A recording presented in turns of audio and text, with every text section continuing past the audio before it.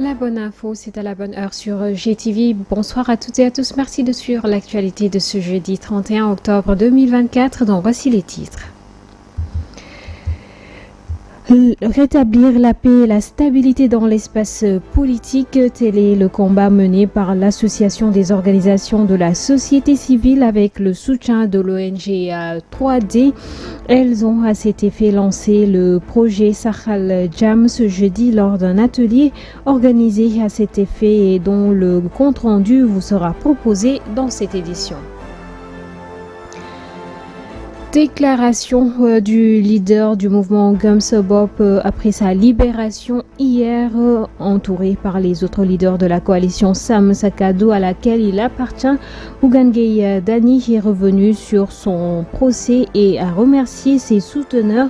Les premiers mots de Bougane Gueye Dany après sa libération dans ce 20h. Autre actualité, signature d'une convention de partenariat entre le ministère de l'Énergie, du Pétrole et des Mines et celui de la formation professionnelle. Donc cette signature entre dans le cadre de la mise en œuvre du programme de formation école-entreprise. Nous vous proposerons les explications des ministères de tutelle présents au lancement.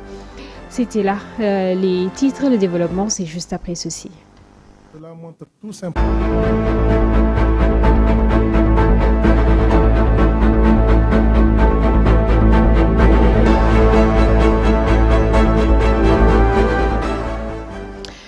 Bonsoir fidèles téléspectateurs de GTV, cette soirée d'information que nous ouvrons avec ce séjour du président de la République Bassirou Diomaye Diakhar Faye en Turquie.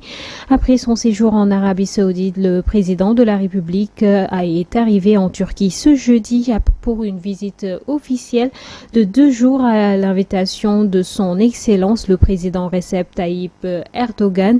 Ce déplacement s'inscrit dans le cadre du renforcement des liens d'amitié et de coopération entre le Sénégal et la Turquie autour de projets communs visant à promouvoir le développement économique, la sécurité et la prospérité. Favoriser un environnement politique inclusif et représentatif qui reflète la diversité de la société sénégalaise et renforcer la confiance des citoyens dans le système démocratique est le thème abordé par les associations, les acteurs plutôt de la société civile. C'était lors d'un atelier initié pour le lancement du projet Sahal Jam ce jeudi 31 octobre 2024. Le collectif des organisations de la société civile et démocratie, droits humains et développement ONG 3D veulent ainsi rétablir à travers ce programme la paix et la stabilité dans l'espace politique et public. Le compte-rendu de cet atelier est signé Delanjay et Boubacar Diagne. L'escalade de violence lors des élections constitue une menace permanente, raison suffisante pour que les acteurs de la société civile œuvrent pour y apporter des solutions en mettant en place le projet Sahal Jam. Alors, Sahal Jam est une réponse de la société civile, aussi bien du point de vue organique, organisationnel, donc, que du point de vue stratégique pour promouvoir la paix. Du point de vue organique, nous avons pensé que disperser peut-être nos actions seront limitées. Sahal Jam est donc une plateforme très large d'organisation de la société civile avec le COS déjà qui est un réseau, le réseau Siggil Jigéen qui est un réseau, GRADEC, ONG 3D. On a voulu à rassembler le maximum d'organisations de la société civile pour travailler qu'à promouvoir la paix. Dans ce combat porté par l'ONG 3D et le collectif des organisations de la société civile, le ministre de l'Intérieur, Jean-Baptiste Tine, compte y apporter son soutien pour installer un climat de paix. Monsieur le Président, les objectifs de votre atelier et les résultats attendus déclinés dans le document d'orientation que vous avez eu l'amabilité de me faire parvenir ont retenu toute mon attention. Il me plaît de constater et de rappeler avec beaucoup de fierté le rôle appréciable que vous avez joué à l'occasion de l'élection présidentielle du 24 mars 2024 qui marquera à jamais et de manière démocratique et pacifique l'histoire politique du Sénégal. Le président du projet, Sakhal Diam, lance un appel solennel aux acteurs politiques afin de perpétuer des actions qui vont dans le sens de la responsabilité et de la sérénité. Nous exhortons, nous appelons tous les acteurs à faire preuve de plus de sérénité, à revenir à la raison et à respecter les règles qui ont gouverné ce pays jusqu'ici. Mais nous allons intervenir aussi bien en direction des élections, à l'occasion des législatives, pour observer ces élections législatives, pour faire de la médiation à chaque fois que cela est nécessaire. Nous allons également mettre en place une sorte de consortium de sages. Condamné à 1 mois de prison avec sursis, avec une amende de 100 000 francs CFA pour refus d'obtempérer avant d'être libéré dans la nuit, le leader du mouvement Gëm Sa Bopp, Bougane Gueye Dany, n'a pas tardé à se prononcer.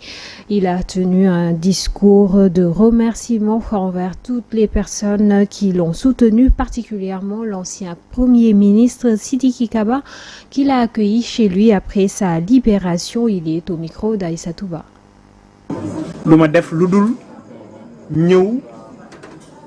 Remercier. Je rends grâce à Allah et je remercie tout le monde, notamment l'ancien ministre de la Justice, M. Sidiki Kaba, qui m'a accueilli chez lui. Je l'ai dit tout à l'heure, ce qui est important, c'est la victoire. Et si je devais passer ici plus de 10 jours, je le ferai rien que pour la victoire de notre coalition au soir du 17 novembre prochain. Et cela en vaut la peine. Nous nous battons uniquement pour un Sénégal de justice. Moi, Bougane, ce qui est important pour moi, c'est comment sauver le Sénégal et faire donc notre priorité, le développement de ce pays. jaral ñu suñu liberté rawatina nag bi nga xamee ne li ñu teg Sénégal yëpp àndandoo nañu jooy ko ak man. Meetings, porte-à-porte, manifestations de toutes sortes ont marqué cette 4e journée de campagne. La plupart des grandes coalitions sont à l'intérieur du pays. 2 faits marquants ont été notés durant cette 4e journée. Il s'agit de la libération de Bougane Gueye Dany, mais aussi de l'attaque contre la caravane du leader du PASTEF, Ousmane Sonko. Les détails de cette 4e journée résumés par Mama Wassal. La campagne électorale des élections législatives anticipées du 17 novembre devient de plus en plus animée.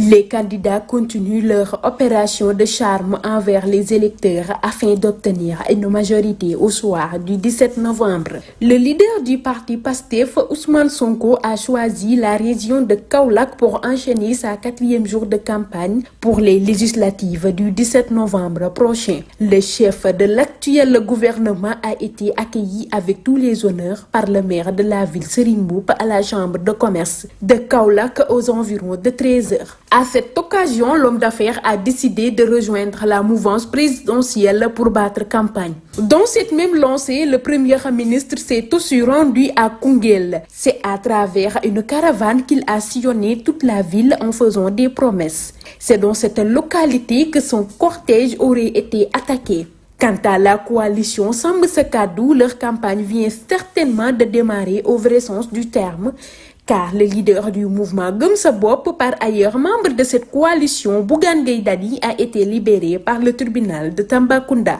Quant à la coalition Takku Wallu, leur tête de liste Fanta Sall dénonce les violences notées dans ce début de campagne. Elle lance un appel à l'endroit des candidats afin d'arrêter cette violence et de se focaliser sur l'essentiel, c'est-à-dire convaincre les Sénégalais. Entre ambiance, querelle, propos parfois incendiaires, la campagne continue son bonhomme de chemin. Certains leaders commencent néanmoins à exposer leur programme et leur vision de la nouvelle assemblée qui va être mise en place à partir du 17 novembre. Le mouvement Andeligue Sénégal avec Racine a organisé une caravane et sillonné les rues des quartiers du Point E et Niaritali.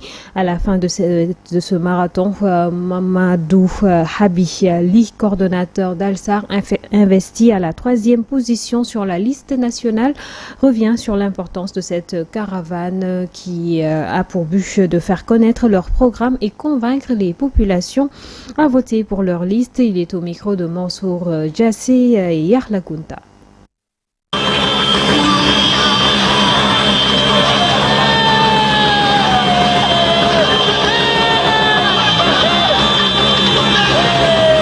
Le mouvement Andeligue Sénégal avec Racine m'ont commencé ces caravanes de sensibilisation auprès des populations. Aujourd'hui, on a commencé notre caravane par la zone Point E, zone A, zone B, Niaritali, Grand Dakar et nous allons terminer par Castor ainsi que Grand Yoff.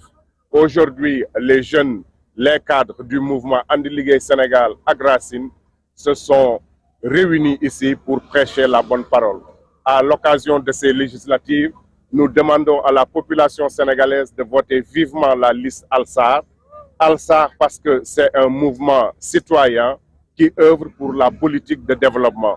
Ainsi, dans plusieurs zones au Sénégal, les actions de Mamadou Racine Sy sont visibles, raison pour laquelle le mouvement Andeligue Sénégal à Racine, autour de ces points focaux ainsi que l'ensemble de ces cellules dans le Sénégal, ont pris la décision pour ces législatives anticipées 2024 d'engager une liste que dirige le président Mamadou Racine Sy. Il s'agit pour cette liste d'aller à l'endroit des populations, écouter les préoccupations des populations, espérer avoir des représentants à l'Assemblée nationale pour porter les préoccupations des Sénégalaises et des Sénégalais. Le Sénégal a levé avec succès 300 millions de dollars sur le marché financier international pour couvrir des besoins de financement dans le cadre de l'exécution budgétaire de l'année 2024. C'est en tout cas ce qu'a annoncé ce mercredi le ministère des Finances et du Budget. Selon la cellule communication du ministère, cette opération a une nécessité de consolidation des finances publiques en raison du report des décaissements initialement prévu par le FMI à la suite donc de l'audit conduit par la Cour des comptes. Les détails avec Amsatou Gano.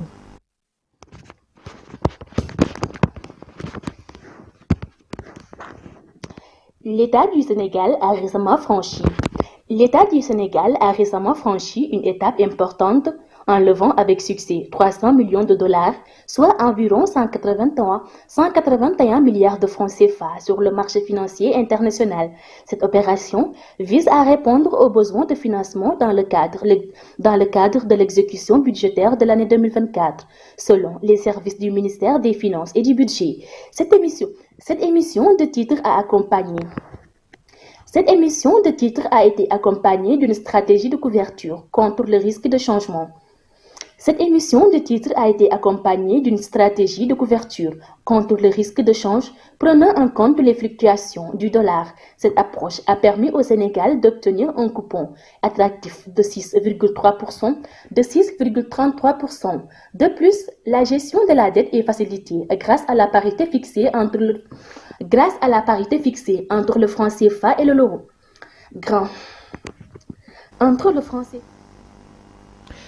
Le ministre de l'Énergie, du Pétrole et des Mines, Birame Souleye Diop, et son homologue de la formation professionnelle, Moustapha Ndiek Sarré, ont signé ce mercredi une convention. Objectif, promouvoir la formation professionnelle dans le secteur de l'énergie. Cette activité entre dans le cadre de la mise en œuvre du programme de formation école-entreprise qui promeut une adéquation systémique entre l'offre de formation et les besoins du marché. Aïssatouba a tendu son micro aux deux ministres suivant leurs propos. Cela montre tout simplement l'importance que le président de la République donne à ce capital humain-là. Et la formation professionnelle a un rôle important à jouer dans le renforcement de ce capital humain. Et ce référentiel nous a assigné comme objectif justement de former d'ici 2025 700 000 techniciens. Et à l'horizon 2050, 5 millions de techniciens. Voilà pourquoi notre tâche est ardue. Et nous l'avons tellement bien compris que nous avons décidé justement de signer des conventions avec les différents ministres. Nous savons tous qu'il y a un taux de chômage extrêmement important. Une jeunesse disponible, avec beaucoup de détermination, mais qui aujourd'hui ne trouve pas les plages d'exercer ses compétences. Et évidemment, les compétences, on les acquiert par la formation, on les acquiert par l'instruction, on les acquiert par l'éducation.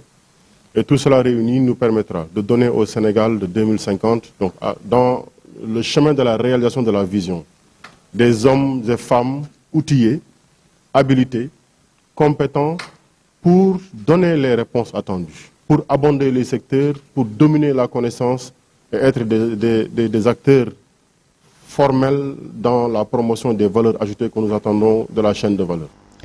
À l'international et en bref, l'ex-médecin rwandais Eugène Rwamukwio a été condamné par la Cour d'assises de Paris à 27 ans de réclusion criminelle. Il a été jugé pour génocide. Cet ancien praticien et enseignant, aujourd'hui âgé de 65 ans, était accusé d'avoir participé à l'exécution des blessés, mais aussi d'avoir incité publiquement la population à s'en prendre aux Tutsis lors du génocide de 1994 au Rwanda. C'est ce qui met un terme à cette édition. Merci de l'avoir suivi et excellente suite de programmes en compagnie de GT.